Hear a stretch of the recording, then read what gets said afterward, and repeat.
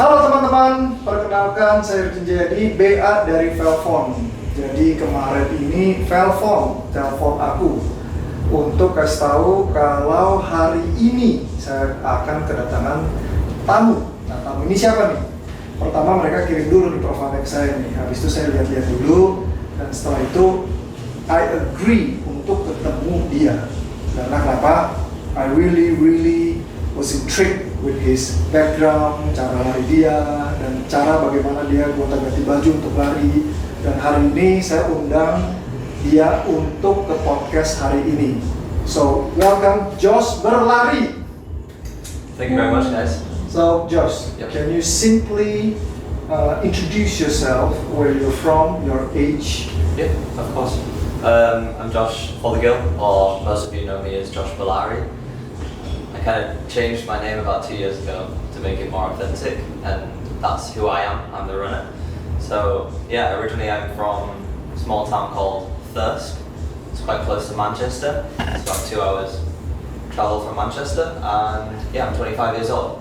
So I've been running since the age of 12. And 12 years old. yeah.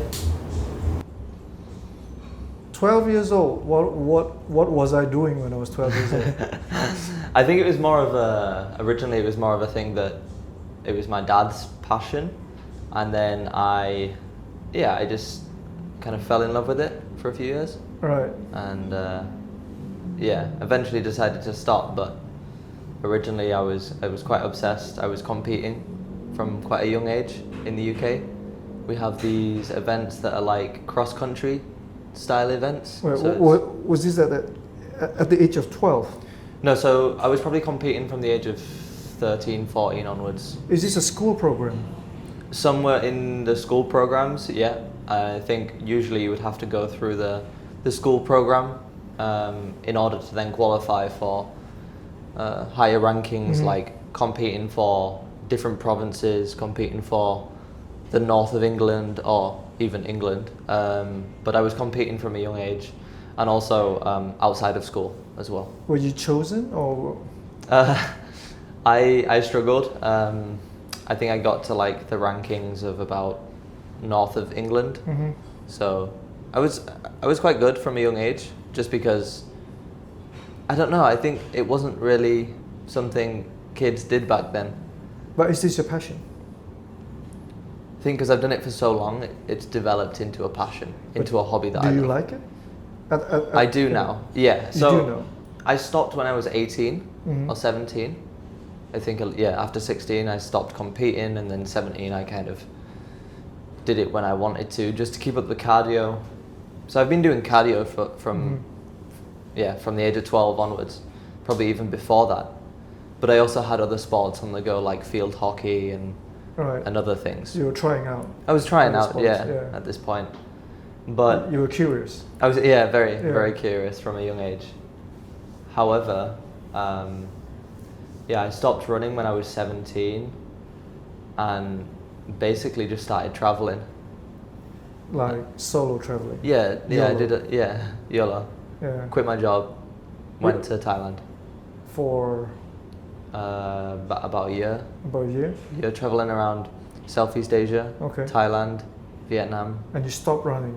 Stopped running. Yeah. So what were completely. you doing? Nothing really.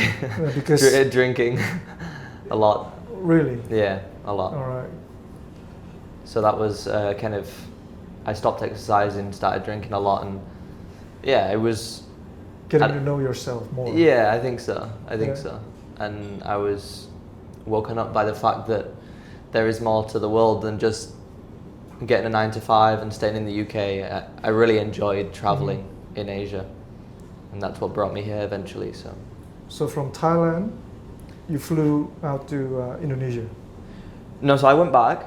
I was in Thailand for about a year. Thailand, Cambodia, Vietnam, those kind of countries. And then I went back to the UK. Mm-hmm. And I was in the UK working a little bit more, just earning the money that I just spent. Mhm. I had no money at the time, so All right.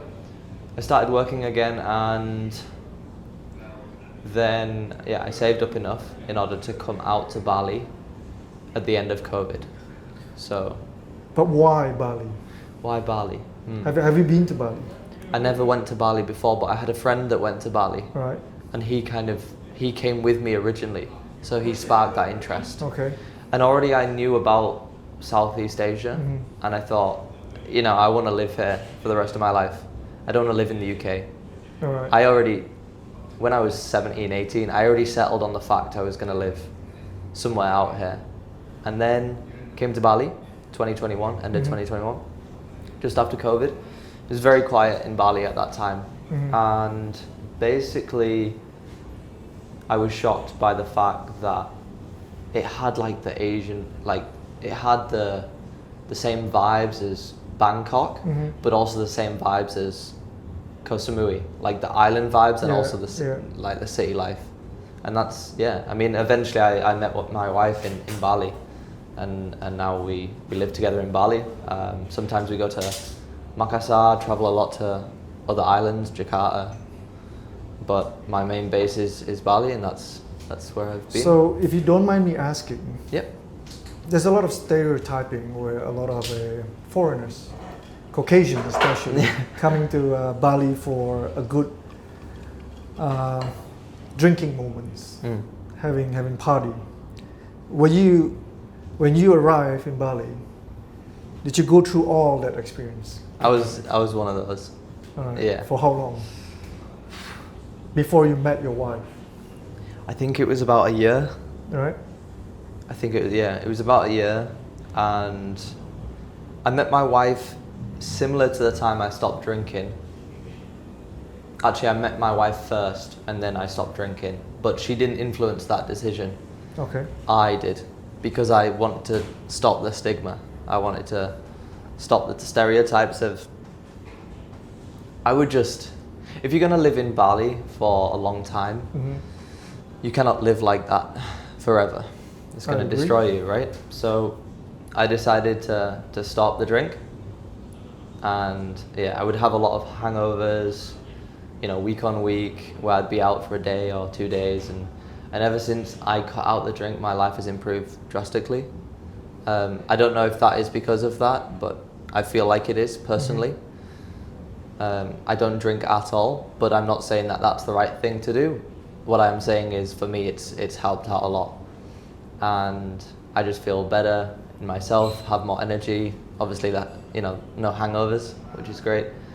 But originally I was in Bali for a year, drinking, partying quite a lot, and after I stopped drinking, I felt much safer, and felt like I fit in, into the culture more, fit in with the locals, was more respectful, really understood the country and the culture. And I think that's something that I find hard nowadays, is how overwhelming Bali is becoming. Right. And how disrespectful some people are there. And it really triggers me, actually, because I wouldn't want all of Indonesia to think like that, think that, all foreigners, all bules are coming here just to drink and be stupid. But unfortunately, there is a lot of people that do that. Right. Yeah. So when you stopped drinking, did the running start? So when I first came to Bali in 2021, I started Muay Thai straight away. So doing Muay Thai for about 2 years. Okay. And I wasn't really getting very far with that sport. And I really enjoyed it, but obviously I understand the risks of physical combat, and it's not like it's not something that I've done from a young age, that I've loved for such a long time. It was more of I'll come to Bali, try something new. Right. And then it was my wife that said to me, you ran from the age of 12, 13, 14 onwards. Why don't you just start running again? Why didn't you give it another shot, right? So from the age of 18 all the way up until about 20, 21, 22. No, sorry, it was after that. It was to the age of 23. I stopped running, and then my wife kind of inspired me to start again. And I took her take on that to the extreme. because I saw like an advertisement on Instagram Yeah. at the time. It was September 2023. What was it? It was What event was it? it was some guy saying, "Oh yeah, come and join my 24-hour running event. Running Right, event. right. You run as far as you can around this, 300 meter track. They change the direction every 1 hour, so it keeps Alright. going like that. Come and join and see how far you can run in 24 hours." Okay. And that was a month before I started training. So I saw that, started training, and yeah, the rest is Then boom. history. So yeah, I ran 135 kilometers. 135 kilometers. Yeah, on And that how day. long does it take you? Well, there's a 24-hour period. Oh wow. Yeah, within the 24 hours. With no sleep at all? I 10 think minutes sleep? Probably a nap, like nap? 30, 40 minutes max. Right. That's about Right. it. Wow, that's crazy. Yeah. That's crazy. So, can you take us through your running experiences or the past marathon you've done or any past races? Yeah, absolutely. Past races, I think the most recent Just a notable one. Yeah. notable one, I think everyone knows that as Gold Coast Marathon 2025, Right. where I ran in a Gojek helmet, jacket, Right. and the full attire. Yeah, I saw your Yeah. Instagram post. And that was a solo idea that I just thought, why not just bring an Indonesian brand abroad? Right. Why not just do something cool? And I didn't just half commit by just wearing the jacket. I went all for it, All right. and I think that's That's crazy. yeah, That's funny, yeah, and that's not easy. not easy. Yeah. I think And I saw the one with the pineapple though. the pineapple, Yeah. the suit. There's been quite a few since, but I think it's the fact that I can run in these costumes quite quickly as well. Uh-huh. So for the Gojek one, I ran 2:46, and most people, if they can break the sub 3 hour, that's a great achievement. Yeah, And yeah. I was running alongside athletes Uh-huh. that were wanting to run a good time, and I ran 2:46 in a helmet. So they were like, "Who is this guy? Who's this idiot?" Uh-huh. And yeah, it was good fun, good atmosphere, and I struggle with the costumes. Makes it very, very difficult, especially in Indonesia because it's hot. Mm-hmm. But yeah, the good fun. They put a smile on people's faces, and that's my goal. So, understanding you have ran a few marathons abroad, Yes. is there any difference between your running experiences abroad and the one in Indonesia? Yeah, there's quite a lot of differences actually.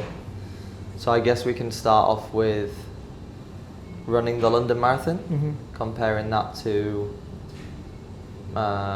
what can I compare it to? Let's compare it to Jakarta, JRF last year, All right. where I ran in the suit. Yeah. So I've done London Marathon 2 years in a row now, and I would say the atmosphere in the UK Mm-hmm. is greater than here.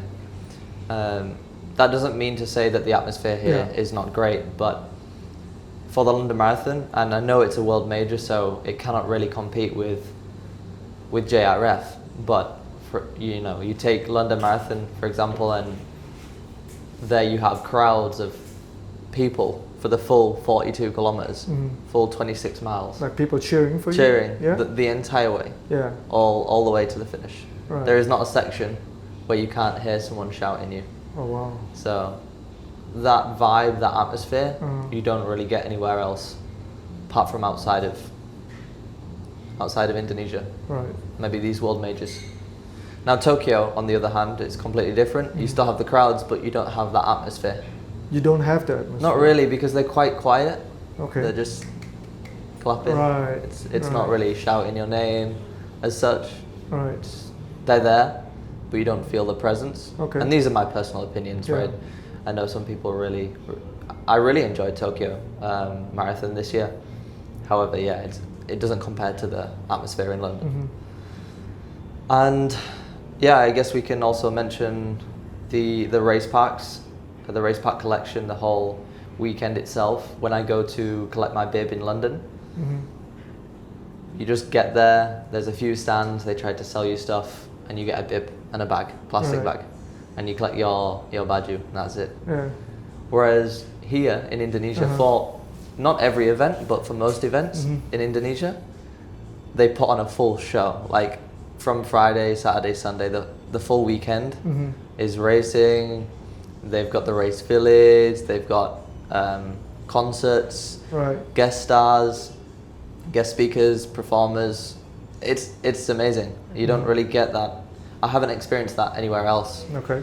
And when you get these race packs, sometimes, what did I see? Last year was it the Circle K run or Indomaret run? One of the two in Jakarta. They have these huge... You ran too many times. Too many times. Too many times. I can't remember. I didn't actually join that one, but I saw it online where people were carrying these like 2 to 5 kg bags worth of goods that they've collected from these race packs, race pack collections. So you don't just get a bib here and a shirt, you get a bib and a shirt and many other things, which is pretty cool. Okay.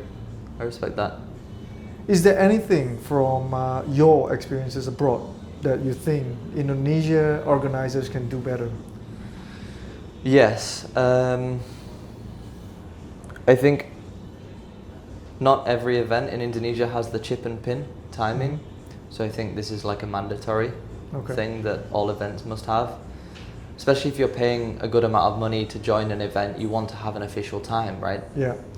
I think some events as well, they're trying to do it for the cheap. Okay. In Indonesia, again, not every event, it's very, very few, but the few events that are set up by poor organization end up being a disaster and kind of let it down for the rest of the events, right? So it's interesting to see some events that don't work out and try to learn from that.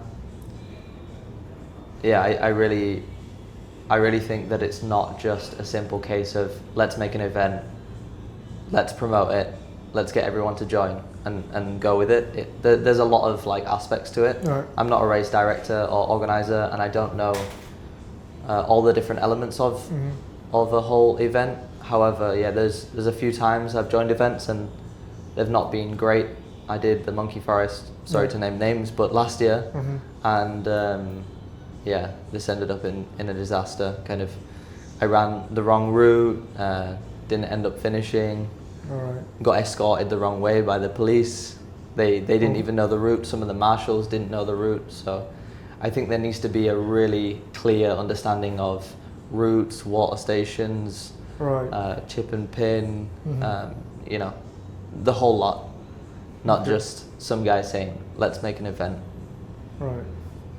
So I've been checking out your Instagram and your running time. Yeah. Do you think running is basically your talent, or you actually train for it? Or if you actually train for it, how do you train to get such a good timing? I think, in fact, I know that running is my talent because I think I get that kind of the genetics from my father, my granddad. They're all very active, whether they're doing running, hiking, climbing mountains, the lot. So I have that genetic history. And because I've done it from such a young age, and I didn't really stop with the cardio like fully. Obviously, when I came to Bali, I started doing combat sport, which you need cardio for. So I kind of maintained that, if not improved the cardio after all the drinking. And I've just constantly got better over time. I'm not saying that you don't need to put hard work in, because you do 100% in order to develop this engine, this cardiovascular system. However, for me, I feel like because I've been doing it for such a long time, it's a lot easier. And when you look at the data, the statistics, the heart rate, I would say it's quite good. My heart rate, it can operate quite low at quite a high pace, and I really fell in love with the sport from a young age. And I was just sad that I gave up on it, because if I'd have just continued, if I'd have stuck at it, I don't know where I would be now. I could be competing at a really high level if I didn't take that break, or if I didn't treat it as a hobby but more of something that I really, really wanted to work for. But are you still training? I'm still training, especially now. Like I'm doing Gold Coast Marathon next month, and and I would really hope that I can run a personal best. And when you do these marathons and you want to beat your previous time, Right. it takes a lot of training. So how do Josh, in simplified way, Yeah. can you tell us how do you actually train for a marathon to beat your own personal best timing? Since last year in London, I've got a coach, so I Alright. now have a coach. So getting a coach is very important. I think it's important. Mhm. It keeps you accountable, if anything else. All right. So if you're not going to do the run, at least you have someone kind of Alright, making pushing sure, you, pushing yeah. you. And I think that element is nice.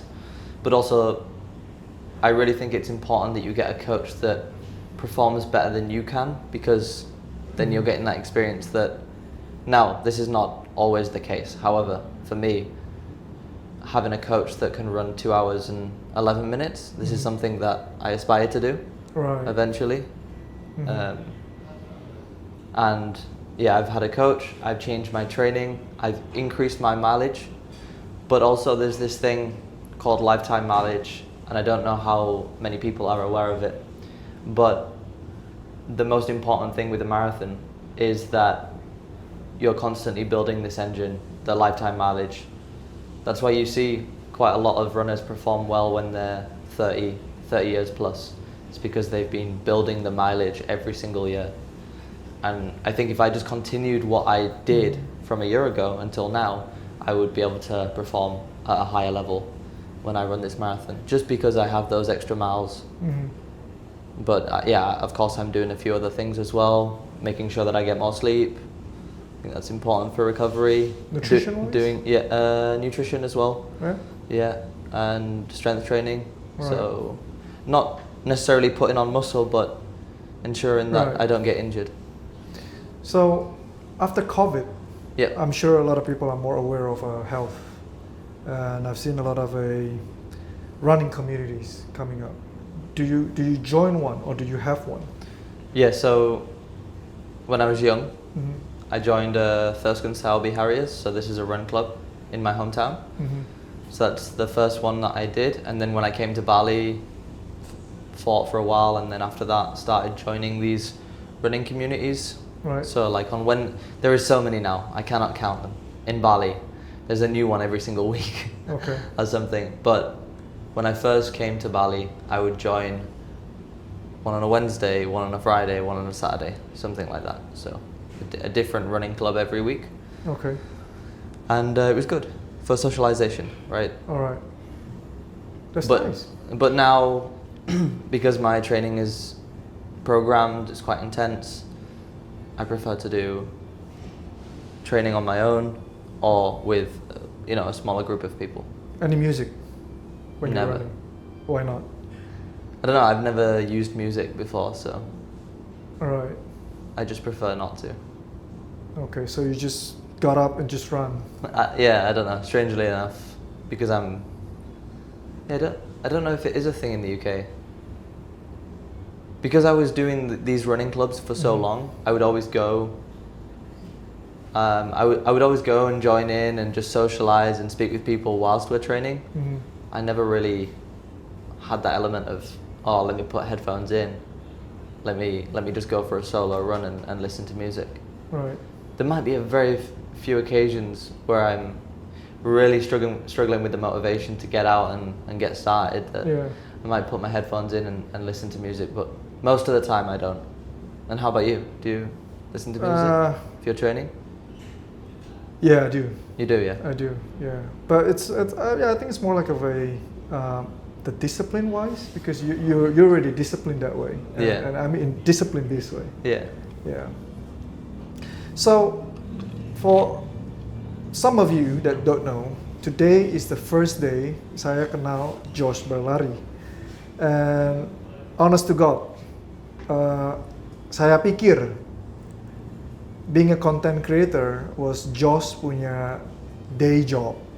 So, but today I've experienced firsthand ketemu si Josh, dia kerja sambil ngambil konten sama saya. So Josh, can you take us through your busy work schedule and how do you manage being a content creator and being so good at your job? Yeah, I struggle, but I would say, maybe I could just run through a single day for me.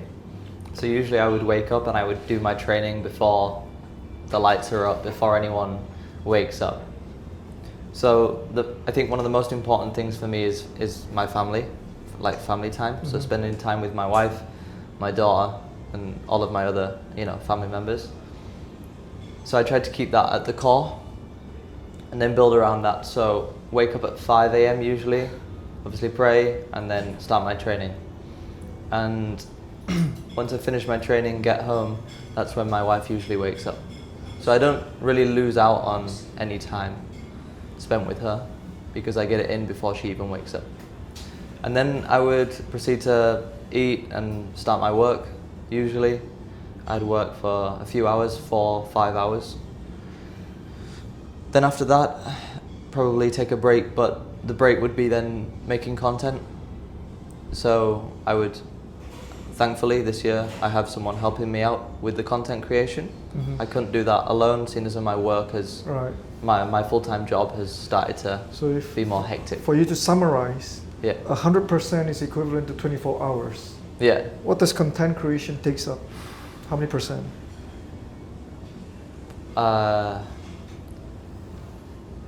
Maybe 30%, 20%. Right. Yeah, 20% actually. Impressive. Yeah. I'm after knowing you today, I'm actually quite inspired that you're actually making full use of your time. Yeah. You're like doing content and then you're like working. You're doing content, you're working. Yeah. It's very rare to see a young guy like you making full use of the time, every minute, every second.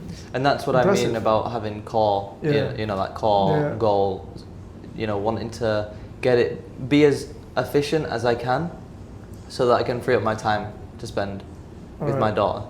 Right. What is your goal for the next 5 years? Which is, you'll be 30 years old, right? Yeah. What is your next goal for the next 5 years? I think I want to showcase more of this because I think also, like you said, what is this? Like work, life, dad balance being able to do it all. Nice. I think that would be a nice message. Yeah. Because I think a lot of people think, Josh Pelari, he's just a content creator. That's what he does. Right. And for me as well. Yeah, for you as well. I didn't know. Yeah. And I'm not saying that's a problem, but I want to be able to showcase that I'm not just here making content. Right. But again, when I'm going for my runs on mornings, I'm trying to make content whilst I'm running, so I'm even more efficient. Does it affect your training? I don't let it. Right. Yeah, I don't let it. Because I need to prioritize the training. Right. If it wasn't for the training, none of this would happen. Right. I agree. But yeah, for the next 5 years, I would say I would love to be able to get down, sub 2:15, eventually sub 2:10 in the marathon. That's my main focus. That would take a lot of training. Yeah. And just try to influence as many people as possible to live a healthier lifestyle, to get started, put a smile on people's faces. Because I've been in dark places before with all the drink and late nights and partying. I've been there, I've experienced that, and it's not a nice place to be in. And if I can just put, one smile on someone's face by wearing these stupid costumes, that makes me happy. Yeah. So that's kind of also my goal with the content. Yeah, you might see it as like something that's stupid, or it's not. Some people might, but I'm pretty much intrigued. Yeah. Before today. Yeah. About meeting you. Yeah. Thank you. So one last question, Josh. Yep. Give us 3 advice if you were to go back 10 years ago. Yep. You're 15 years old, Josh Pelari. Mm-hmm. What would you have changed, or what would you have done differently? I think the first one would have been that I listened to my parents' advice. Well, wouldn't we all? Wouldn't we all? Oh no, this tattoo wouldn't be here. This tattoo wouldn't be here. Yeah, because if I did, you know, I would have just probably pushed on with the training, with the running. So I think that would be number one. Number two, just try to enjoy every step of the way more. Stay present. Like just not rush things. Yeah, stay present. Yeah, stay present. Yeah. Because I think it's really important, and yeah, you just got to cherish the moments, right? Yeah. And then what would a third one be? Yeah, just socialize more, be happy, just try to really just enjoy life. Stay off the drinks. Yeah, stay off the drinks maybe, as well. yeah. I mean, for me, yeah, staying off the drinks. But then, you know, I had some amazing experience with friends in the UK, so you wouldn't be here because of yeah. So, you know, everything happens for a reason, right? And it's a bit cliche, but yeah, I wouldn't be in this spot. No one would have said to me when I'm 15 years old, you're going to be living in Indonesia making content and running marathons in Gojek costumes when I was 15, right? So everything has led to this point, and I wouldn't have changed any of it. But yeah, it would have been nice to see where I could have got to at a performance or athlete level if I'd have just stuck at it. Right. You can still do it now. Can still. Right. You can still. I just have to put more work into the training. More miles into the legs to catch up. All right, Josh. So, Thank you very much for today. Thank you. It's been a pleasure. So, ini terima kasih atas kedatangan Josh Pelari, tokoh inspiratif banget. Tokoh inspiratif. Jadi, let's just hope our next podcast kita bisa undang our next inspirative figure. Jadi hari ini terima kasih Josh. Makasih banyak untuk hari ini. We hope we can see you again and stay inspiration to all of us. Okay. Thank you. Thank you. Likewise. Okay. Bye bye.